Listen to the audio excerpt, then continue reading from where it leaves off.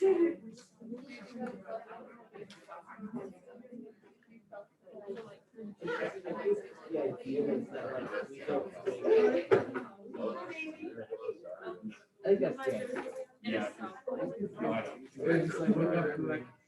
To be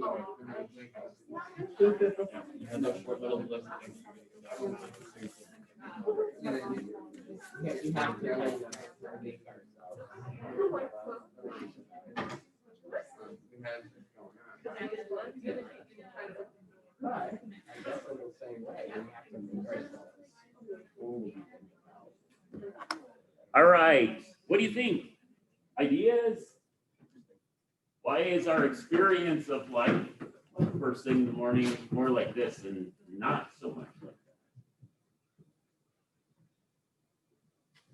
Are we not serious enough? Are we not good thinkers? Should we be more like this? Like, who is it that is thinking right now and so forth?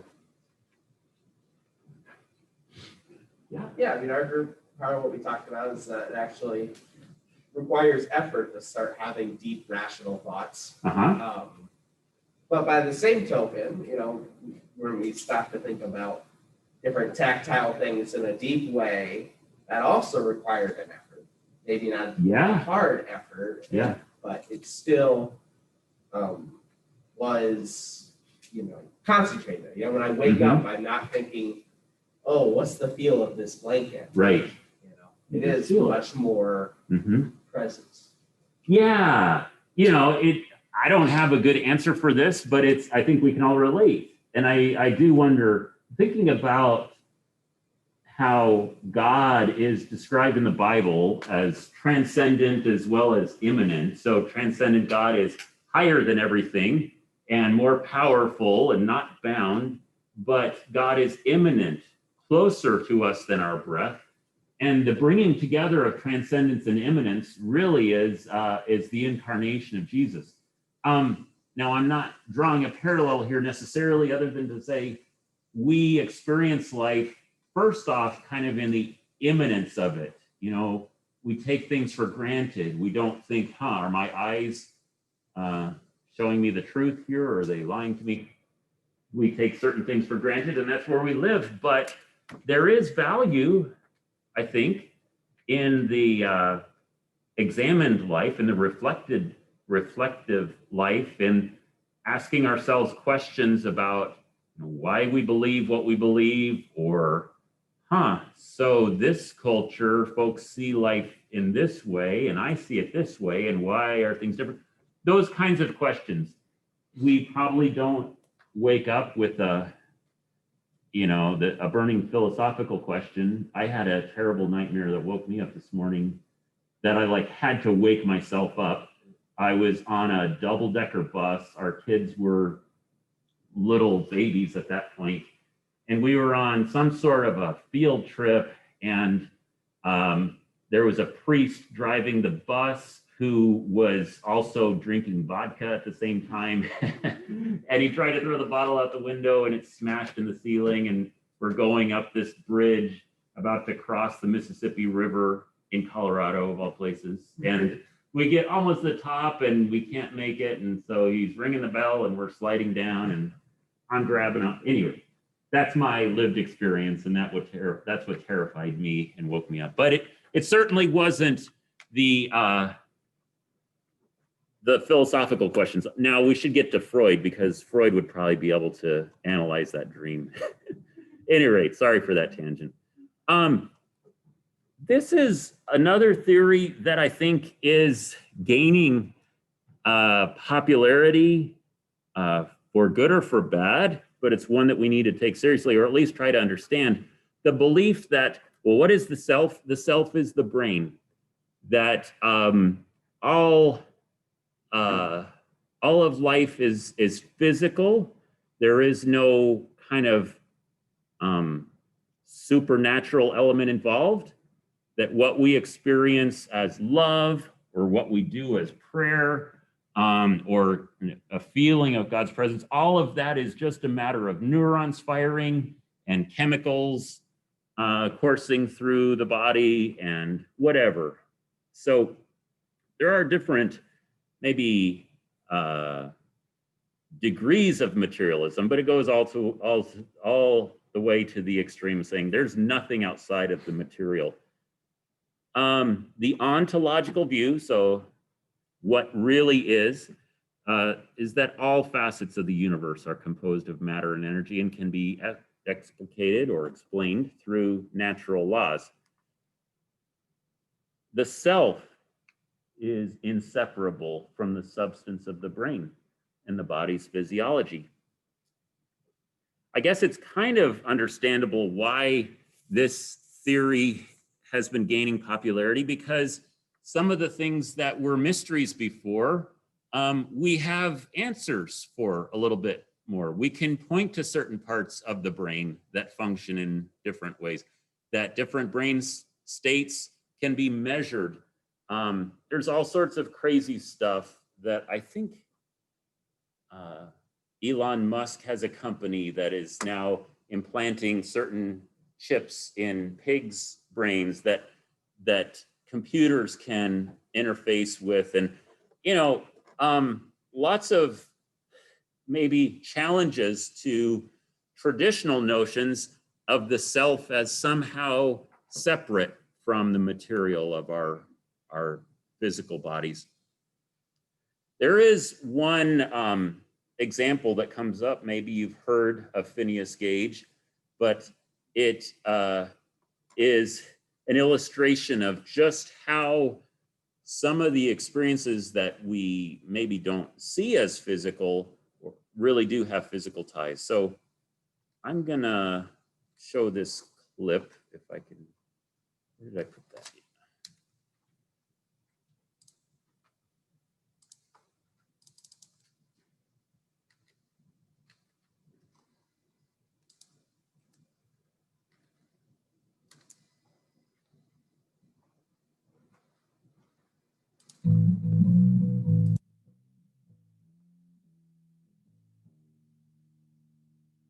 So Antonio Damasio's book, Descartes' Error, begins its narrative with the discussion of the sad tale of the by now famous patient known as Phineas Gage.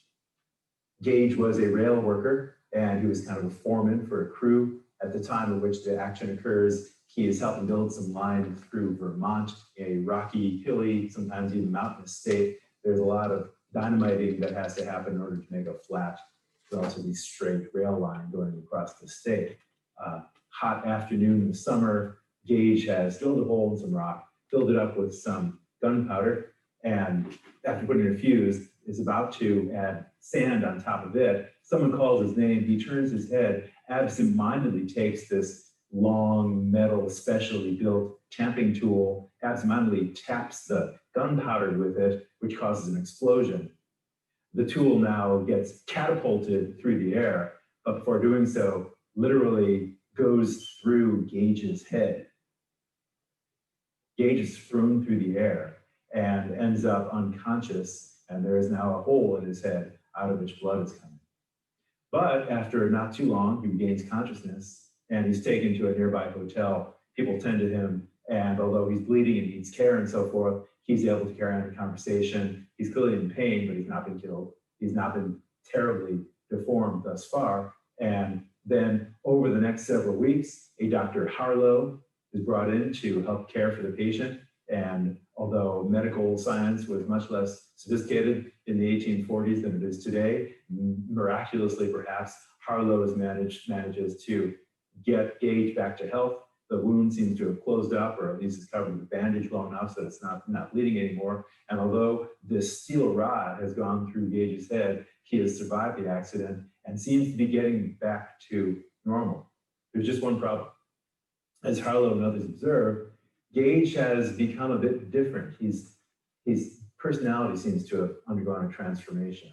Harlow writes, the equilibrium or balance, so to speak, between his intellectual faculty and his animal propensities has been destroyed. That is to say, he's become, as Harlow writes, fitful, irreverent, indulging, at times in the greatest profanity. Women at the time had to be warned before being in Gage's presence because he would often be very profane, very obnoxious, very rude, and so forth.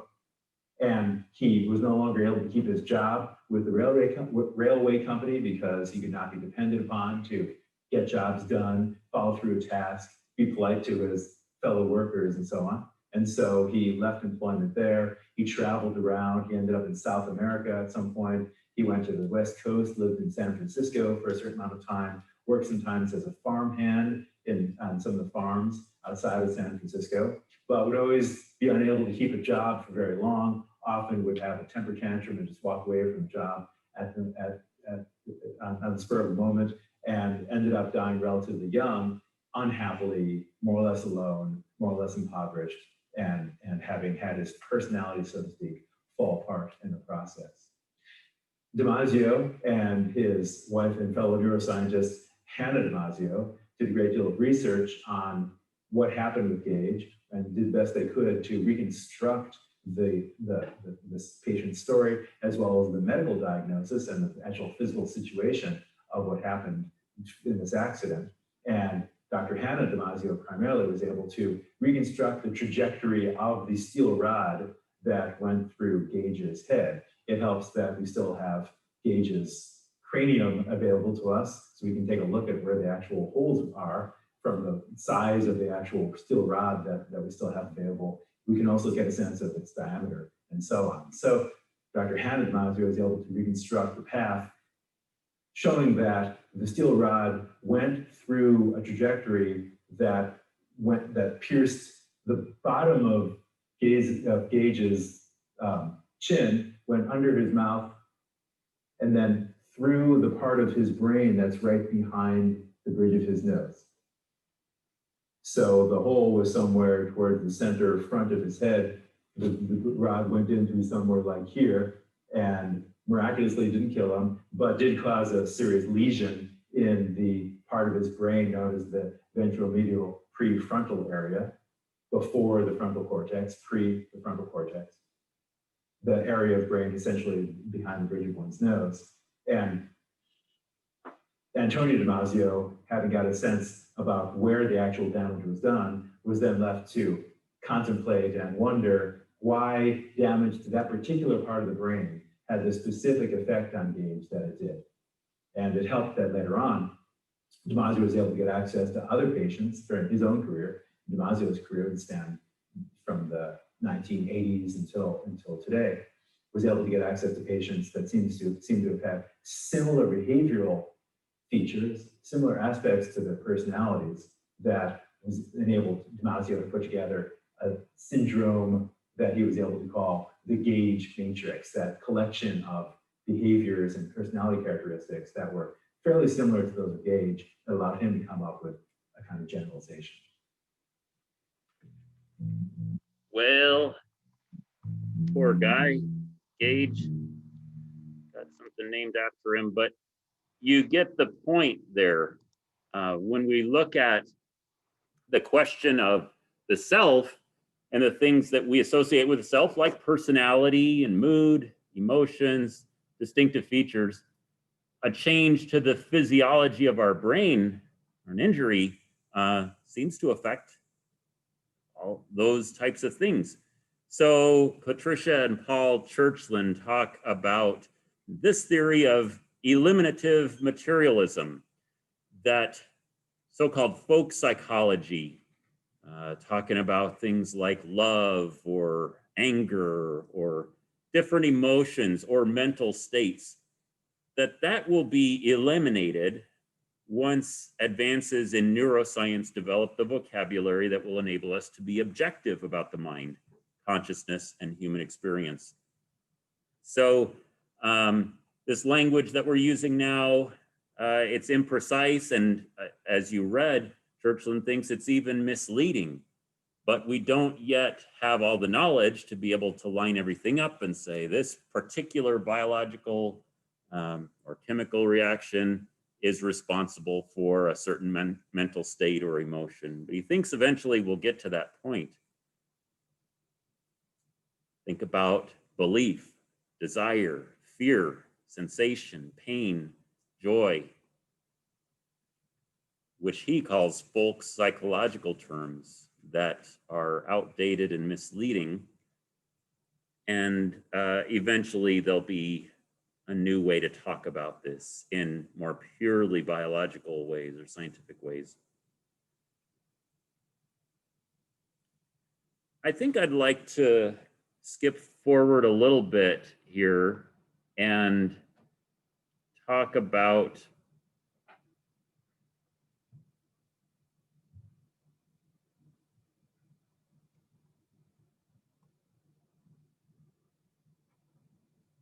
functionalism.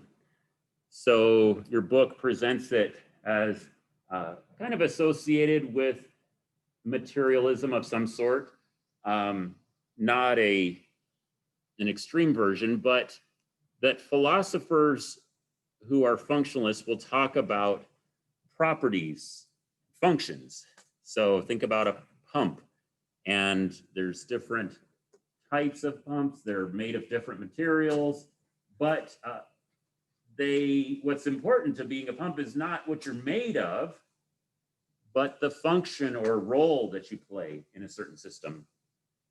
So according to functionalism, we should be open to the possibility that consciousness is not just limited to neurons and cells in that way, but maybe computer systems, because they function or could maybe in the future function in a similar way that the brain does, that those would be capable of consciousness or processing in the way that the brain is. That's in our first headline here. China bans reincarnation without government permission.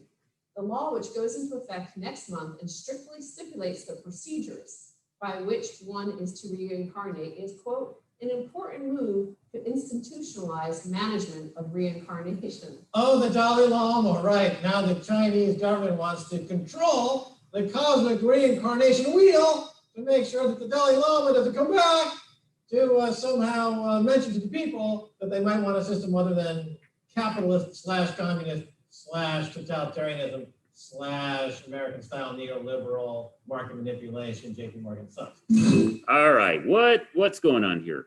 Well, let's talk about another way of understanding the self. Now, reincarnation, you read a little bit about Eastern religions and the view of the self, and how China, I mean, this is just a crazy story, thinking that they can require permission before reincarnation is tolerated. But can the same self move from person to person? So along with some of these Western views, like a dualistic view, like Plato, or like Descartes, or a phenomenological view, or a materialist view, there are other possible ways of viewing the self. And I want to share just a few that came to my mind. One would be a theological way of viewing the self. So if you had me for Old Testament, I talk about the creation narratives. Genesis 1 talks about how we as human beings are made according to the image and likeness of God. What does that mean? Well, I think it would be wrong for us to try to say, well, does that mean we have some of the substance of God or a spark of the divine? And can we locate that? No, this is theological language that we don't want to press too far, but it speaks something truthfully about who we are as human beings, that we have a certain dignity that God has conferred upon us. And this truth needs to be tempered and complemented with what we read in Genesis 2 and 3, which is that we're made of dust and we are frail. We disobey God's commands, as we saw in the Garden of Eden. So we can think of ourselves with all of this dignity and we're the pinnacle of creation, but we also need to remember that we are creatures. We're not God. That would be one maybe theological perspective on the self. It doesn't explain the ins and the outs of brain and mind and all that, but it gives us some clear parameters. Within this, we understand ourselves to be here by design because of God's will, and that there is something of valuable inherently in us because of God's action, and yet we are creatures. Another way of looking at the self would be a Christological way. I'm speaking from my own experience in the Christian tradition, but Christ, truly divine and truly human, that's at the foundation of what it means to understand Christ's incarnation. So truly divine and truly human, and Christ came not just to reveal what God is like, but also what it means to be human. Once again, that doesn't explain everything, but I think it does point us in a certain direction to say, look at how Christ lived his life on earth. And what can we learn from his example about living as a self, as a human being? There have been other studies. One book that I read this summer had to do with just, you may know this, but like, you are not all you. There's on average 3 pounds of who you are that is made up of other organisms. 3 pounds. Different bacteria, different things. I mean, technically, like parasites, they're living off of us in our gut, on our skin. I don't know, billions and billions of critters that we just assume we are a unity. But another way of understanding the self is to see ourselves as a community. You are a community. You're a community of cells that share your DNA, but you're also a community that includes, we could call some aliens or things that are not you, that have different DNA, and yet you need them. They need you. So it's a different way of looking at the self. Finally, one that came to mind, and I'll just say as an aside, I have found therapy and therapists to be helpful in different times of my life. So, sometimes there's a stigma about that, but I have a therapist and I'm grateful for that. But he pointed me to, his name is, Siegel. What's his first name? Dan Siegel. One recent theory is this whole notion of interpersonal neurobiology. And I think this builds on what we know about ourselves. We are a community, not just in our own bodies, but we're connected with other people too. And so what does it mean to be the self? Is there a self apart from our relationships and connections with other people? I don't know. I do find in a general sense that sometimes in the West, at least, and even in the Christian tradition, there has not been enough of an awareness that we don't live as isolated islands. We are connected in this web of life, whether we want to be or not. So sometimes you get these little findings that are just so fascinating. Like, you may know that with all of this gut bacteria, now seems that a lot of times it has a role in regulating our moods. That some people will even talk about the gut and the gut bacteria as almost a second brain. I mean, it doesn't function in the same way, but it's like through what it does, it can regulate anxiety, depression, and that. And there's even certain bacteria in the dirt that you get that under your fingernails, and that can be healthy for your mind, your mental state. So, if you've ever been gardening, you're like, it's so good to be out here in the fresh air. And it's not just a mental thing. There could be a physiological, a physical thing, engaging in that kind of bacteria that can have a beneficial benefit to your health.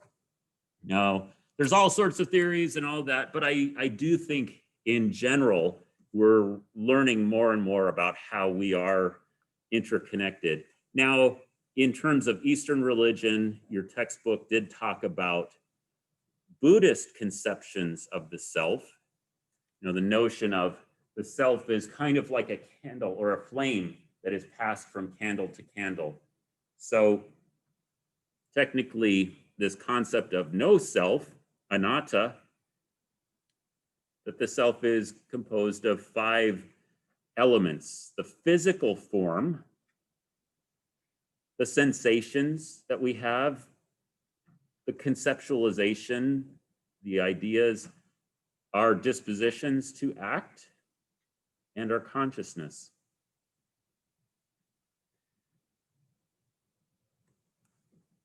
You can see how different this is from the Western, our Western tradition, which wants to focus more on substances and relationships between substances, whether it's brain and mind or behavior and mental states and so forth. I do think, as a general rule, a lot of psychologists will talk about the self and this unity of 3 different aspects. There's our thoughts, our mood, and our actions. Thoughts, mood, and actions. If you want to change in one area, look at the other 2 ways. To take an example just personally, and I would guess you've had similar experiences. Sometimes you don't start with the thoughts, sometimes the actions then change the thoughts. So I don't know if anybody's married, but even if you're not, I think you can relate. Like, I'm not always a wonderful husband. Sometimes I'm not grateful for my wife, or I don't keep her in mind. I could think, how do I change that? I just need to think happy thoughts, or I need to think positive thoughts. That could change my disposition toward her and feel more loving. Another way to do that would be like doing something, emptying the dishwasher, fixing something, or reaching out in some way. So sometimes the thoughts or the feelings will follow action, and sometimes action follows the change in thoughts and feelings. But think about thoughts, actions, and mood as all interconnected. And if there are things we're not satisfied in one area, let's think about, say depression or anxiety, a mood. It's not, maybe it will be changing our mindset, or maybe it will be changing our actions or practices, or both. I don't think I want to get any more into that. Let's take a look at this on Freud. In the years that followed, while he elaborated and refined his theories, Freud created a movement, beginning with a small cadre of men who helped spread his ideas around the world. He put the unconscious on the map. He put it on the cultural, folksy map. Everyone loved it because things that were puzzling to people before that suddenly made sense. And we all want to make sense out of our crazy behavior. As his fame grew, his name became a household word. His theories, the chat at cocktail parties, and the popular press. Confusion and even apprehension surrounded the bearded Dr. Freud, who supposedly found in sex the meaning of life. "I'm not famous," Freud said. "I'm notorious."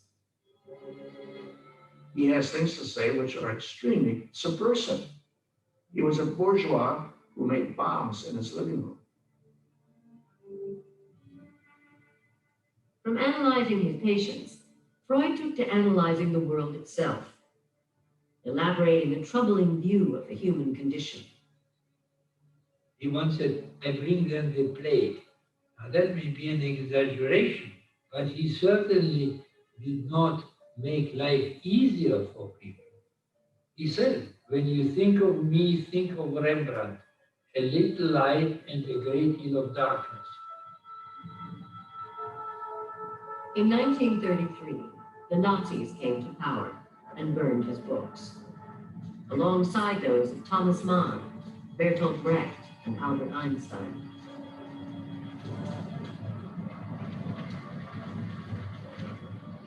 What progress we are making, Freud told a friend. In the Middle Ages, they would have burnt me.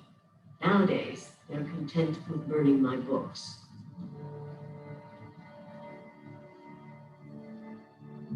Five years later, Freud fled to England.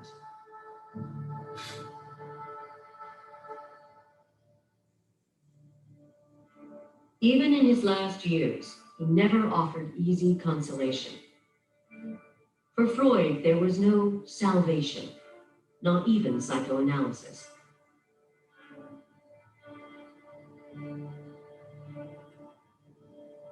He offered instead a way to probe the darkness with the light of reason, and two principles to live by: work and love.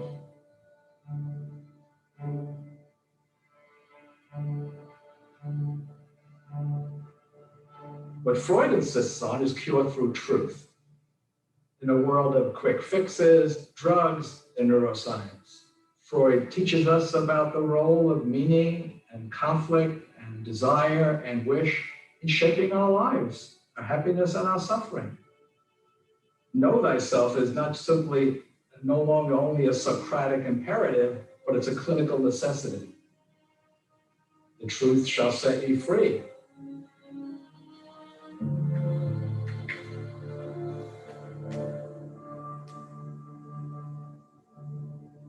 By the time of his death from mouth cancer in 1939, Freud's ideas had become part of the fabric of 20th century life.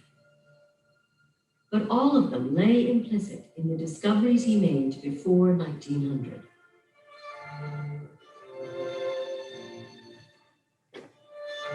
It was then, during long years of false starts and erratic detours, he had looked into the darkness of his own heart, and in turmoil and confusion, rallied himself the only way he knew how. He trusted to his own unconscious.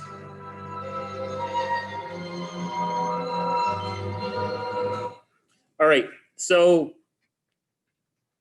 Sigmund Freud, how did he view the self? Well, on the one hand, we are a collection of experiences, so that's empirical. We have this mental consciousness, so it's some sort of rationalism. We make sense of life, we interpret it, but he argued we have an unconscious self, or a part of ourself that we're not aware of and yet does exert a very real impact on our lives, on the consciousness. So, is the unconscious part of the self? A materialist would say there is no such thing. You know, you can't identify the unconscious mind with an MRI scan or whatever. How would you know if the unconscious mind actually exists and what it's made of? Is it a separate self?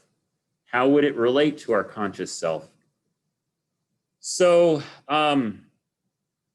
I would say, you know, just in my own very limited understanding, it's an interesting hypothesis, even if it can't be proven. How is it that our past impacts us in ways that we're not totally aware of? And I do think a part of growing and learning about ourselves, knowing ourselves, is processing the life experiences that we've had. I might leave you with one last maybe idea of the self. Not that it's the one to trump everything else, but just in terms of from the Christian tradition, to what extent do we exist apart from God? So I did my doctoral research on Irenaeus, a 2nd century bishop in France, and he talked about the human being in words like that Paul would use, so spirit, soul, and body. We can ask, is there really a difference between soul and spirit, or are they synonymous? But whatever the case is, whenever Irenaeus would talk about how the human person is spirit, he was meaning the Holy Spirit. So for Irenaeus, we are meant to live in relationship with God. He said we are given the capacity to bear the Spirit of God, or to have the Spirit of God live with us.